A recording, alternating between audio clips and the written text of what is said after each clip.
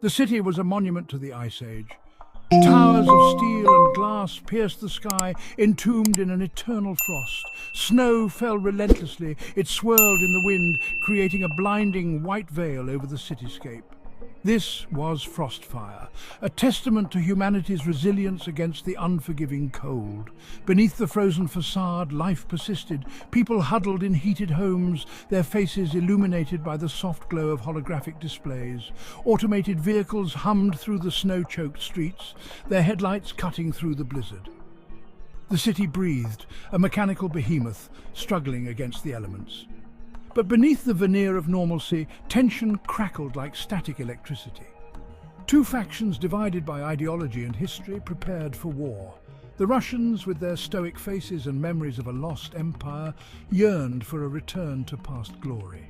The Koreans, fueled by technological prowess and a burning desire for independence, craved a future free from the shadows of their past.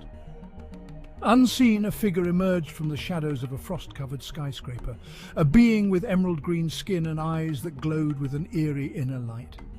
He watched, his gaze fixed on the city below, a silent observer to the unfolding drama. He was an enigma, a being whispered about in hushed tones. Some called him the Green Man, others the Silent Guardian. No one knew his true origins, but his presence was felt like a steady heartbeat beneath the city's icy shell. His eyes, like luminous emeralds, absorbed the city's pain and hope. He saw the simmering resentment in the eyes of the Russian soldiers, their faces hardened by years of struggle. He felt the fierce determination of the Korean rebels, their bodies honed for battle, their spirits unbroken. The Green Man understood the cycle of conflict.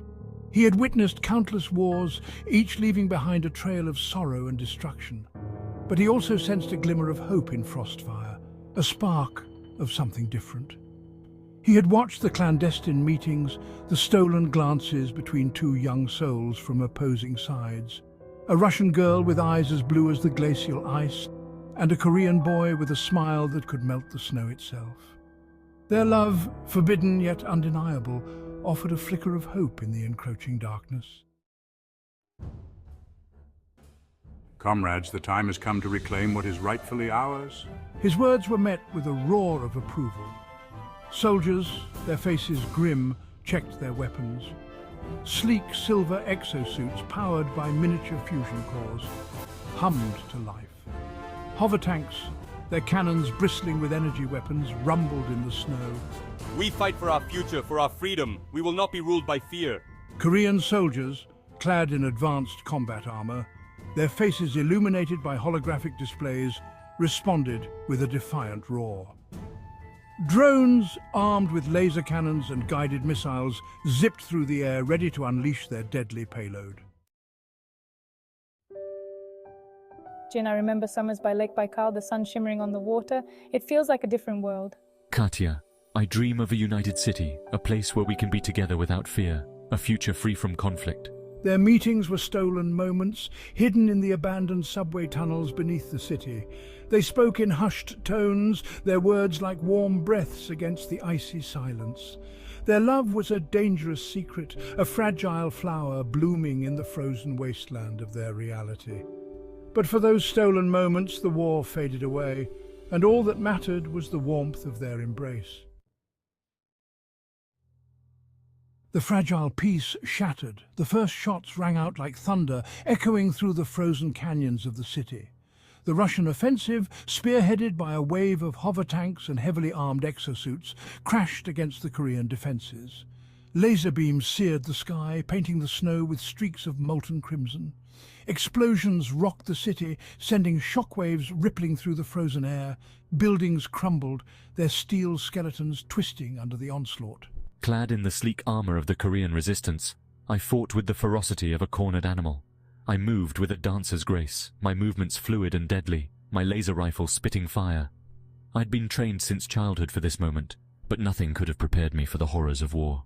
Trapped on the Russian side, I watched in horror as the city I called home descended into chaos. My heart ached for Jin, my mind struggling to reconcile my love for him with the carnage unfolding before my eyes. The battle raged for days, a chaotic ballet of death and destruction. The Green Man watched, his heart heavy with sorrow. He saw the fear in the eyes of the soldiers, the despair on the faces of the civilians caught in the crossfire.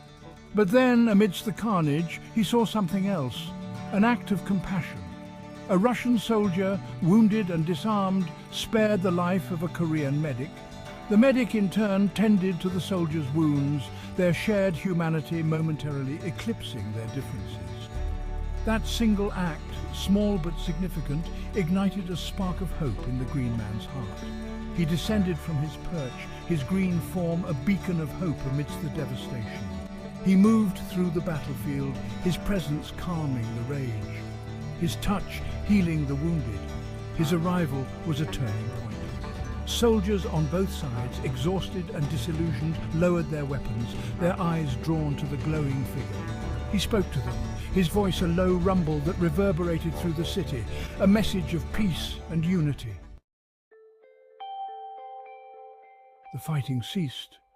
A fragile truce was declared, the seeds of peace sown by the Green Man's intervention. In the heart of the ruined city, where the no man's land once stood, a remarkable project began. Under the watchful gaze of the Green Man, the people of Frostfire, Russians and Koreans working side by side, began to rebuild. Broken buildings were cleared, rubble transformed into foundations for new structures. And on the side of a towering skyscraper, a monument to their shared humanity took shape.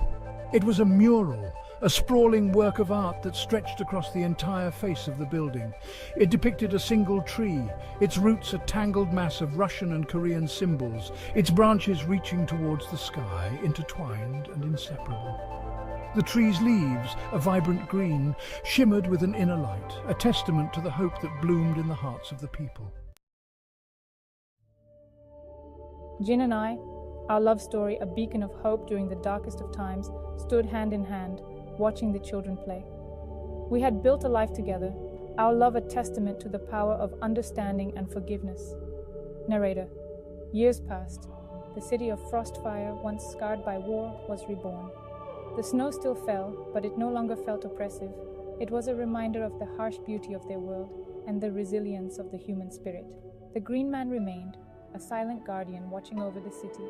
He was a symbol of unity, a reminder of the day when hatred gave way to hope. Children played at his feet, their laughter echoing through the streets, a symphony of peace. The city of Frostfire, once a symbol of division, had become a testament to the enduring power of unity. The legacy of the Frostfire was not one of ice and conflict, but of warmth, love, and the enduring strength of the human spirit.